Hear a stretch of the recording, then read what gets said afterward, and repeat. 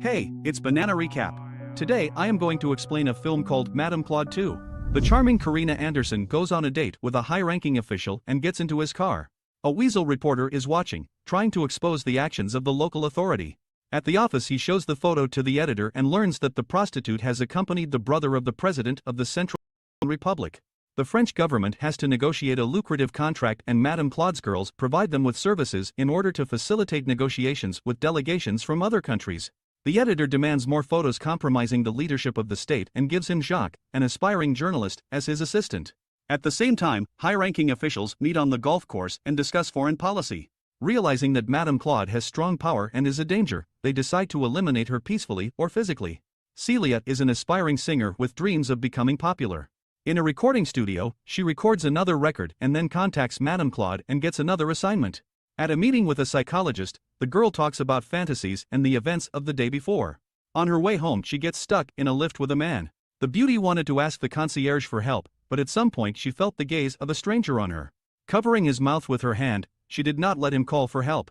Taking this as a hint, the man kissed her passionately, then ran his hand under her dress and their bodies merged together. The horny psychologist listens to the story and enjoys it, for which he pays the patient generously. A little later she meets Madame Claude and informs her that this was her last order, as her records have started to generate income and there is no longer any need to work as a prostitute. Meanwhile, Madame Claude visits a beauty salon and returns home. Jacques and Christian follow the woman in the hope that she will meet someone in authority. Soon an attempt is made on her life, but Madame manages to escape by hiding in an underground car. Fearing for her life, she decides to leave France for good and meets Paul Barton. Telling him about the events of the day before, the woman demands $2 million, as she has cooperated with him for 20 years and deserves a generous compensation. Paul reassures her and promises to pay the money as soon as several more important agreements have been signed. Leaving Claude's house, he notices that a photographer is following him, but he manages to escape. Understanding that only one person could have ordered the elimination of the woman, Paul meets with a police representative and asks him to leave her alone. Planning her escape, Madame Claude contacts Gerard and asks to meet her as soon as possible. Interrupting Vanessa's rehearsal playing the cello, she asks the girl to pack her bags and head for Hong Kong. The prostitute tricks her mother and says she has to leave for a concert. When she arrives, she meets the Chinese ruler and talks about her passion for music, to which she has devoted 7 years. In the evening the girl plays the cello and allows her governess to expose herself. The Asian leader observes the scene and enjoys watching the beauties caress each other. After fulfilling the order, Vanessa buys souvenirs for her mother and returns home. At the same time, Hong Kong signs a lucrative contract and transfers the promised funds to Paul's account.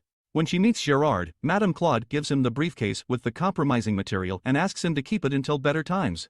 She also needs to prepare documents in Madame Cazara's name so she can leave France and begin a carefree life in Switzerland. She could have escaped today, but is waiting for the $2 million promised by an old companion. Closing the last contracts, Madame contacts Karina and asks her to meet again with a wealthy young man on holiday on the island. When she arrives, the prostitute rides a yacht and satisfies the young millionaire. The guy wants to marry her, but the girl reminds him that their intimacy is a job and nothing more. After making a couple of phone calls, Paul finishes his workday and goes home. A stalking photographer sneaks into the official's office to find compromising evidence of his collaboration with Madame Claude.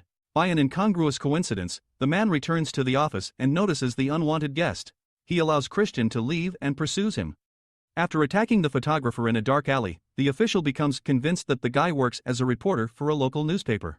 The next morning he tells Madame Claude what has happened, but asks the woman not to worry and to keep closing the latest deals. She sticks to the agreed plan and contacts Alexandra, who has been working successfully for several years as a financier for an American company. She goes to the airport and boards a private plane on her next assignment.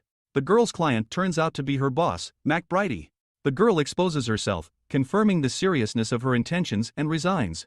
The harsh but fair boss punishes Alexandra with a whip, after which he asks stewardess Cotties to console the naked girl. Watching all this, Mac decides to be alone with Alexandra and satisfy her without any help. A few hours later he calls Paul and tells him that their financial issue has been resolved positively. Helen is a happy wife and mother who has started a new life.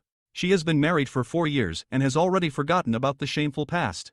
As she walks her husband to work, she notices that Madame Claude has come to visit her. The woman needs the help of a prostitute, for only she will be able to get through to the married businessman. Arriving at the country house, she settles into her new room, takes a bath and prepares for a night of adventure. John is not only a powerful millionaire but also a gambler, so instead of dating the girl he plays cards with his friends. Leaving the table, he goes to get wine and opens a door that allows him to spy on the girl. Helen examines herself while standing in front of the mirror, fondling her breasts and belly unaware that she is being watched. The next morning she and John go horseback riding, talking about children and spouses.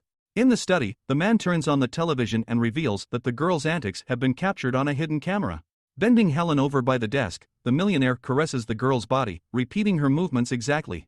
While gathering dirt on politicians and Madame Claude, journalists track down a corrupt police officer who could provide valuable information. Pierre Roch confirms the criminal activities of politicians who use prostitutes for their own gain. However, there is no documentation to back up his claims, so the investigation needs to continue. In addition, the police officer reveals that it was he who carried out the assassination attempt on Madame Claude, doing so on the orders of the head of the Ministry of the Interior, and is prepared to sign a confession. Once again the politicians come together to discuss the fate of Madame Claude. Considering her dangerous, they want to eliminate the woman. At the same time, Paul reports that all contracts have been agreed and the money has been transferred to his account. After conducting several financial transactions, he sticks to the agreement and transfers a $2 million retainer to his companion. Realizing there is nothing holding her back, Claude makes an appointment with a powerful politician. At Robert's house, she puts on a compromising tape showing that the man has repeatedly used the services of easily available girls. Fearing exposure, the politician agrees to release Claude alive and unharmed, ending the hunt for her. Standing on the doorstep, Madame Claude and Paul say goodbye. The man is disappointed, as he has enjoyed working with a powerful and influential woman. Without her, politics will never be the same. Despite this, she no longer wants to set up brothels and dreams of a carefree life away from France. Christian began working with Paul and began gathering dirt to help him win lucrative contracts. Celia has become a famous singer and her records sell out of record shop shelves in a matter of hours. Vanessa became a national star, traveling the world in her spare time. Karina has a child, though she does not know who the father is. Helen is happily married and Alexandra has married a wealthy boss. Madame Claude went to the United States and started a new life. Please like and subscribe, and click the bell icon to get new movie recaps.